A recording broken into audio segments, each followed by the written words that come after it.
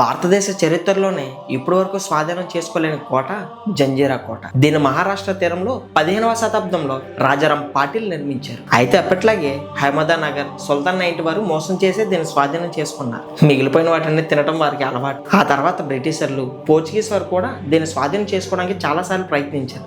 కానీ చుట్టూ నీరు ఉన్నందున అవన్నీ విఫలం అయ్యాయి. అయితే ఆ కోటను చేరుకోవడం అసాధ్యంగా మారింది. కానీ ఆ కోటపై 500 కంటే ఎక్కువ కాలువలు నిర్మించబడ్డాయి. వాటిలో కొన్ని సుమారు 7 కిలోమీటర్ల కన్నా పెద్దవిగా ఉన్నాయి. ఇంకా ఓడరేవు గోడలు అయితే దాదాపు 4 కిలోమీటర్ల పొడుగులో ఉన్నాయి. ఇంకా ఓడరేవు గోడలు అయితే 40 అడుగుల కన్నా ఎత్తులో ఉన్నాయి. కానీ ఎన్ని ఉన్నా ఈ కోటలోకి ప్రవేశించడానికి ఒక గేట్ మాత్రమే ఉంది. అయితే దూరం నుంచి చూడడానికి కూడా ఆ ద్వారం కనిపించదు. అయితే దీన్ని దాదాపుగా స్వాధీనం చేసుకున్న ఏకైక వ్యక్తి అతను ఎవరో కాదు, ఛత్రపతి సంభాజీ మహారాజ్. అతను నేరుగా కోటలోకి ప్రవేశించడానికి నీటి అడుగున స్వరంగం నిర్మించాడు. కానీ ఆ సమయంలో మొఘలులు తన రాజధానిపై దాడి చేశారు. దాని కారణంగా సంభాజీ తిరిగి వెళ్లాల్సి వచ్చింది.